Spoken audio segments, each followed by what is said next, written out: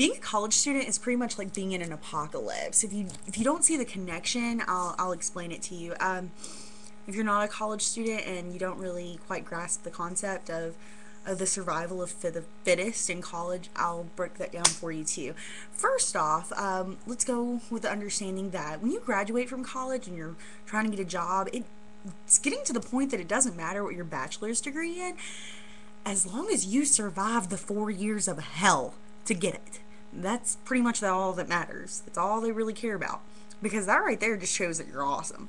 So, the first major concept of what I'm trying to explain as the apocalypse of college is the superstructure parking spots. You get there, and if you're not there like 2 hours early to get a good parking spot, you're gonna be one of those people who's driving around and around and around, and you're starting to get to the top, and you're getting nervous, and you're starting to sweat, and you're getting anxious because you've got to find a parking spot because you got to be there at class on time.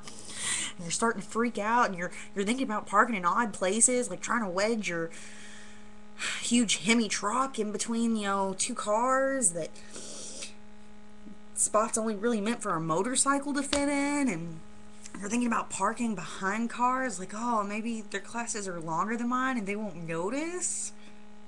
You're getting desperate. So if you find a good parking spot, your day's already starting off right. But then there's second point number 2 is the elevators. What is up with that? If you've got a class on the bottom floor and you're trying to get onto the elevator, you're pretty much almost golden because everyone's already gotten off and they're just now starting to get in. So you bustle inside and it's getting pretty crammed, and by the time you get to the second floor, it's even more crammed, and then you get to the third floor and it's obviously already over the weight limit, and we're all squeezed in like ants. People are still trying to wedge their way in between people, and you've got keychains and lanyards hitting you in the face and book bags shoving you against the wall, and there's just no room. And by the time you get to the fifth floor, you see these sad faces as the door opens, and it's obvious no one else is getting in on this ride, honey. And they're just like, please, someone give up a spot, please.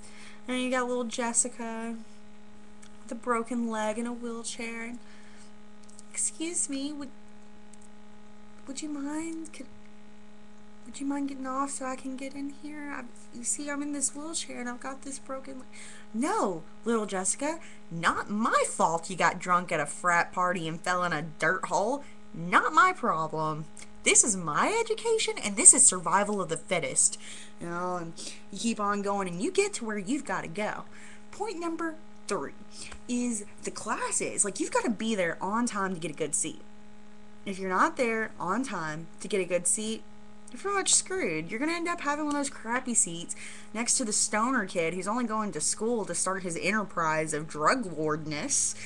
And he's going to be snoring throughout the class, and you can't pay attention to the teacher. And even if it's on a good day when he's not going to sleep, you're still going to get distracted by the crap that looks like it's growing in his dreadlocks. I swear to God, there might be a nest of birds in there or something. It's all about survival. You got to get one of the T seats, and if you don't know what the T seats are, it's like the front seats. They're all the way across the front, and then a line that goes straight through the middle. But you don't want to be the one that's in the direct middle and in the direct front, because if you are, well, you're going to be one of those kids that gets spit on when the teacher gets so excited about talking about history, and they're just so passionate. You don't want to be one of those kids, okay? So, you got to get a good seat to get, become a teacher's pet. It's what you got to do. It's all about survival. It doesn't matter if little Timmy comes walking through the door and it's like, excuse me, ma'am, but see, I don't have good eyesight, and the only other available seat's the one in the back. I was wondering if maybe you wouldn't mind trading. Sorry, little Timmy. Not my fault you didn't get here on time to get a good seat.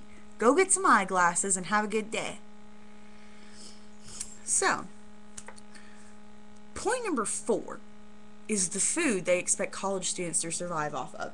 And yes, I'm talking about our good friend, the ramen noodle. Yes, they taste delicious, but really? Really? You don't have that much money? You're a broke college student. Have you read the back of these? Let's see, how much is the sodium? I know it's gotta be high. Where are you, sodium? Sodium is 35%. 35%. Sure, you're gonna get to graduate from college living off this crap, but you just might have to be morbidly obese and have horrible cholesterol and heart problems. Have fun with that. So, my last point is the textbooks. You know, as soon as those doors open for the day that you need to go sell back your textbooks, you gotta be there, and you better be waiting in line. No, don't even be waiting in line. Be the first one in line. Because I've got hundreds, well, not hundreds, but quite a few of these. Look, they're used. Obviously, buy your books used. You gotta be the first ones there to buy your books. And also, you gotta be one of the first ones there to sell them back. Because if you're not, you're gonna go in there and be all excited, and even though you kept your book until the end of the term, you're gonna try and sell it back. Would you mind taking this book back? We've already got too many. Sorry.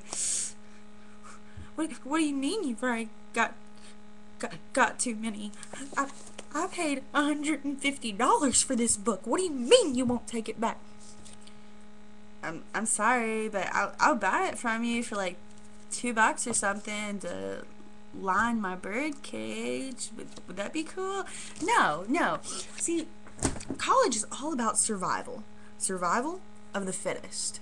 And when you walk across that graduation line with your diploma, it's not, hey, Mom and Dad, I got my education. No. It's, hey, Mom, hey, Dad, hey, world, guess what? I just survived 4 years of pure hell, and I'm gonna get a job. Oh, God, I'm gonna get a job.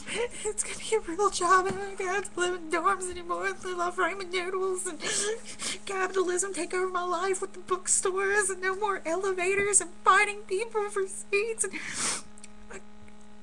I graduated to the promised land of having a diploma.